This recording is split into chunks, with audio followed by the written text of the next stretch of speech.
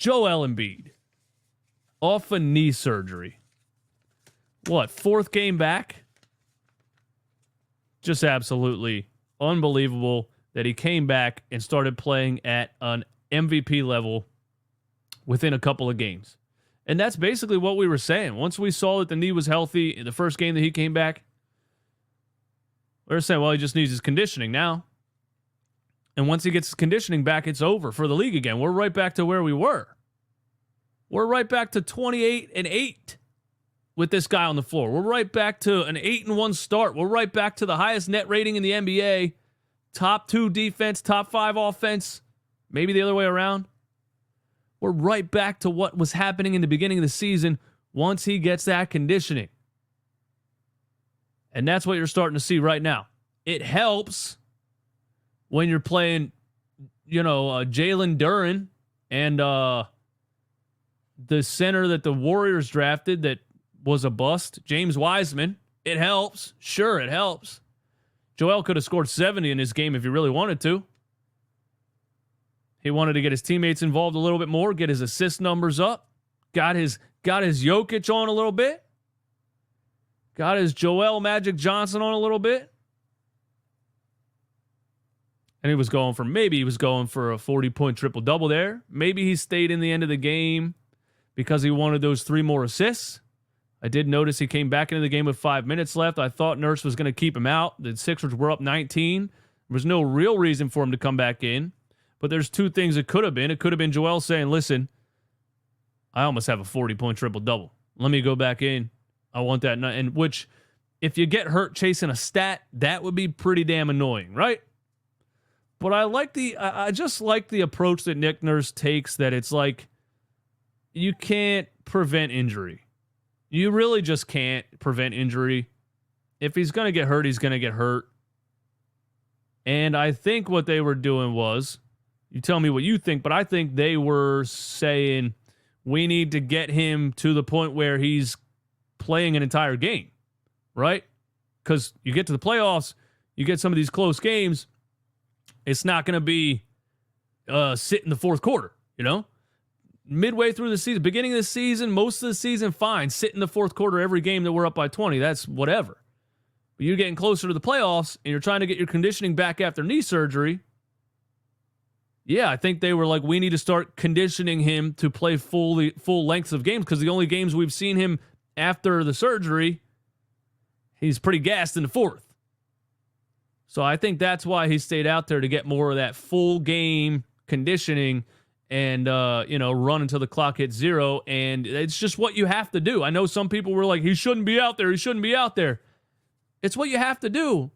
If he's going to get hurt, he's going to get hurt. You just got to play. If he's healthy, you got to play him. It is what it is. So, and he didn't look gassed in the fourth. He didn't look like he was burnt out like some of those first 2 games that he played after knee surgery. He really looked like he was dogged halfway through the third into the fourth. Didn't really have anything left. He looked like he had something left in this game. So I like the fact that they did that. 36 minutes for Joel Embiid. 36 minutes. 37 points, 11 rebounds, 8 assists. 37 points in 36 minutes. The highest point per minute scorer in NBA history. It's just absolutely ridiculous. It's not normal at all. The rate that he scores points has never been seen before. And it's because his size combined with his ball skill and the jump shot. The jump shot is everything. No man that size has ever had a jump shot this pure, this smooth, this consistent. It gets to the point where it's totally unstoppable.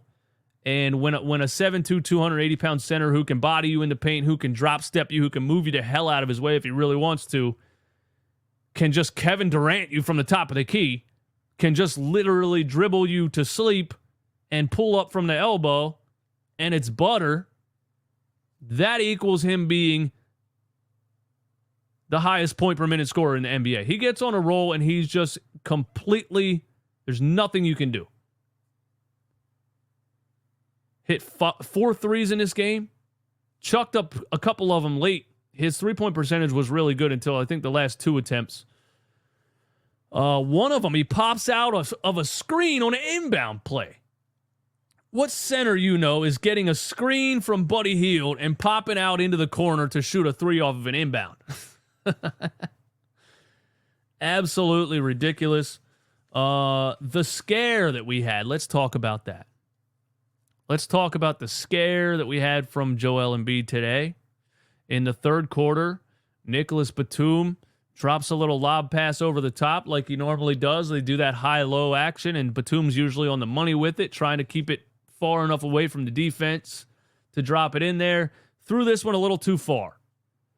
Now, Joel Embiid, I would like to be smart enough and say I'm just going to run out of bounds instead of trying to stop my momentum because I weigh 300 pounds and my knees don't like me. I'm just going to run out of bounds. Instead, him being the 6'4" shooting guard that he thinks he is in his mind, plants both feet on the baseline to try to stay in bounds, jams both of his knees, falls over. He's holding his knee. He's limping back to the bench. And we're all holding our breath like, dear God, please just let that be. I don't know what that is. I think anytime he does that, it's painful. But definitely holding his knee. He was holding his right knee, not his left knee. So he wasn't holding the surgically repaired knee, even though on the replay it looked bad on both of them.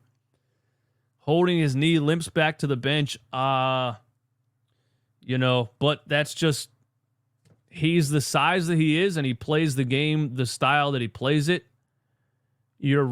That's why I feel like Nick Nurse and everybody else is like, we're just going to play him because you're risking injury anytime he's out there. And you can't, what do you do? Just never play because you might get hurt? You got to just play.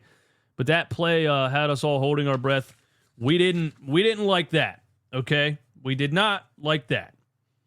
Joel had some very nice assists in the first half of this game. Some backdoor cuts to Kelly Oubre, the best cutting wingman Joel Embiid has had on the roster in his career. They were running that, elbow Nikola Jokic style game, and he's just hitting people backdoor, left-handed pass, right-handed pass. Hit one that was a jump shot where he double tapped square or he pushed the pass button while he was in the air. You know what I mean? On 2K, that shit flies into the crowd every single time. I don't know why that's in the game. But Joel Embiid completes that pass. Jump shot, midair pass. No look, by the way. What else happened with Joel? Oh, the no-look floater in the third quarter. Bro, this guy leans in, drives into the defense, leans in, creates contact.